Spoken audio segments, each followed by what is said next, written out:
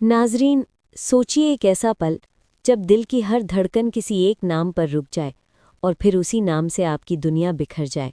कहानी अब उस मोड़ पर आ चुकी है जहां रिश्तों की चमक के पीछे छुपे सच एक एक करके सामने आने वाले हैं। शहराम जब अपनी बहन को रेहान के घर से वापस लाता है तो उसकी आंखों में पहली बार एक भाई का दर्द और सच्चाई दोनों साथ दिखाई देते हैं।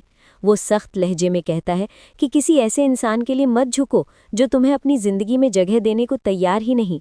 ये शब्द तीर की तरह लगते हैं, लेकिन सच यही होता है कि देर से बोला गया सच भी दिल को चीर देता है। उधर एक और कहानी चुपचाप जन्म ले रही है।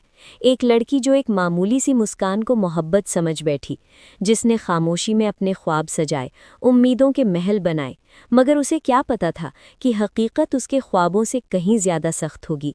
एक मुलाकात, बस एक लम्हा, और उसकी पूरी दुनिया बदल जाती है। जिसे वो अपना समझ रही थी, वो किसी और के साथ अपनी दुनिया बसाने की तैयारी में था।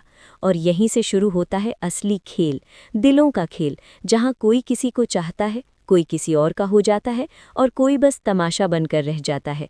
फरियाल की कहानी भी अब इसी मोड़ पर खड़ी है। जैसे ही उसे पता चलता है कि महक और जरार के बीच सिर्फ दोस्ती नहीं बल्कि शादी की बातें चल रही हैं, उसकी सांसें जैसे थम जाती हैं, उसका दिल टूटकर बिखर जाता है।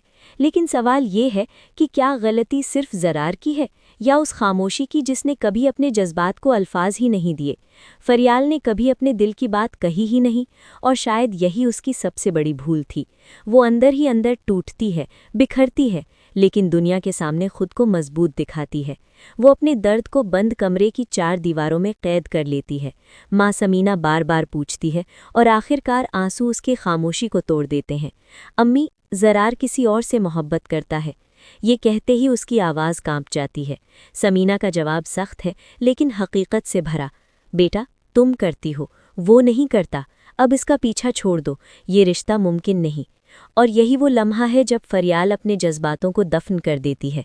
वो धीरे धीरे जरार से दूरी बना लेती है। उसकी हर मुस्कान अब बनावटी हो जाती है। सिद्रा की शादी में भी वो भीड़ के बीच अकेली नजर आती है। और तभी एक और वार होता है। जीनिया जानबूझकर उस पर सालन गिरा देती है। सबके सामने उसकी बेइज्जती होती है और वो बिना कुछ कहे टूटी दिल के साथ घर लौट आती है। ये अपमान उसके जख्मों को और गहरा कर देता है। जब जरार को ये सब पता चलता है तो उसका गुस्सा फूट पड़ता है। वो जीनिया पर बरस पड़ता है। लेकिन क्या अब ये गुस्सा फरियाल के टूटे दिल को जोड़ पाएगा? उधर शानजे की कहानी भी कम दर्दनाक नहीं।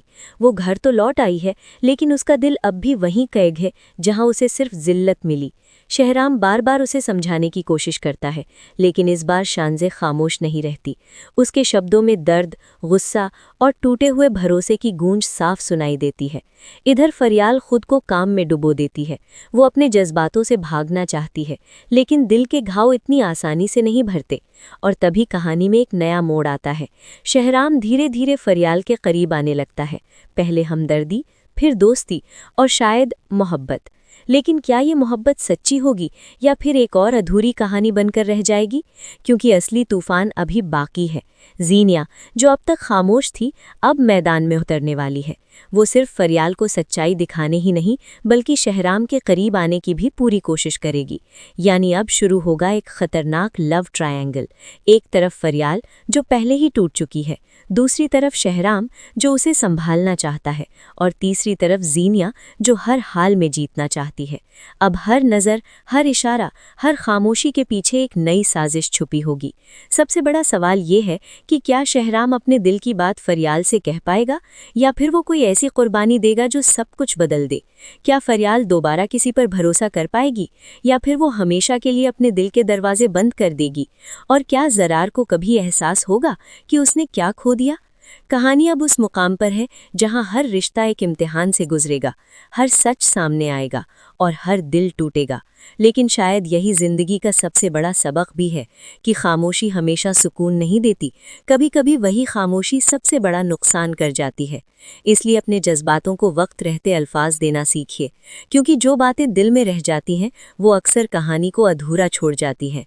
अब सवाल सिर्फ इतना है, आगे क्या होगा?